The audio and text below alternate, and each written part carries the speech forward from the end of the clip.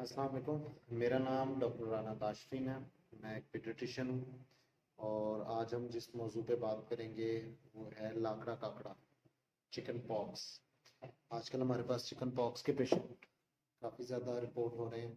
Chicken پاکس یا لاکڑا کاکڑا جو ہے یہ ایک بچے سے دوسرے بچے کو پھیل جاتا ہے اور اس میں ایک خاص طرح کا ریش یا دانے نکلنے شروع ہوتے ہیں جسم پہ، جو کہ چہرے سے شروع ہوتے ہیں، پھر باڈی پہ اور پھر بازوؤں پہ اور ٹانگوں پہ ہونا شروع ہو جاتے ہیں۔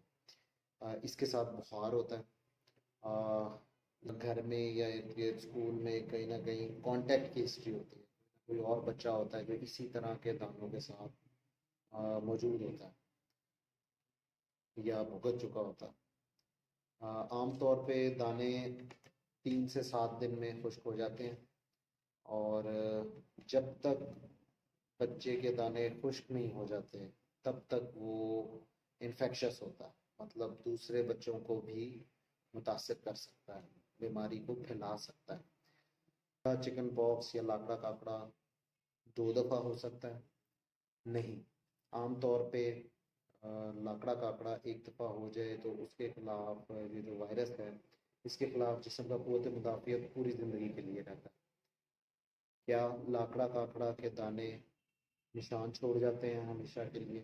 نہیں، عام طور پہ لاکڑا کاکڑا کے جو دانے ہیں یا نشان ہیں وہ ختم ہو جاتے ہیں۔ لاکڑا کاکڑا ہونے کی صورت میں کیا علاج کیا جائے؟ سب سے پہلے تو بخار کے لیے مختلف سیرپس اویلیبل ہوتے ہیں، وہ دیے جا سکتے ہیں۔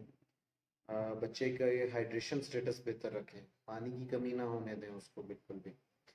تیسری چیز، خارش ہو سکتی ہے بعض اوقات ریش میں، اور خارش کے لیے مختلف سیرپ یا لوشن اویلیبل ہوتے ہیں۔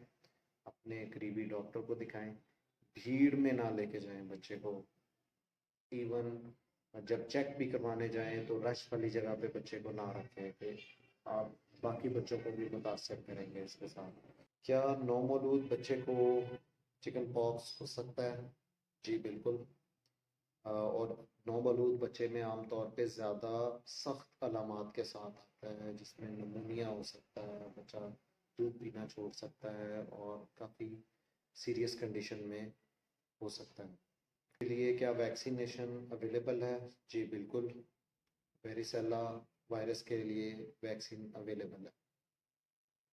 حاملہ خاتون کو اگر ڈلیوری سے 5 دن پہلے یا ڈلیوری کے فوراً بعد 2 دن کے اندر لاکڑا کاکڑا ہو گیا ہے تو نوزائیدہ بچے کو فوراً ڈاکٹر کو دکھائیں اور اس کے لیے امیونوگلوبولن کا انجیکشن لگوائیں۔ یہ اس کے لیے جان بچانے کے مترادف ہو سکتا ہے، یہ اس کی جان بھی بچا سکتا ہے۔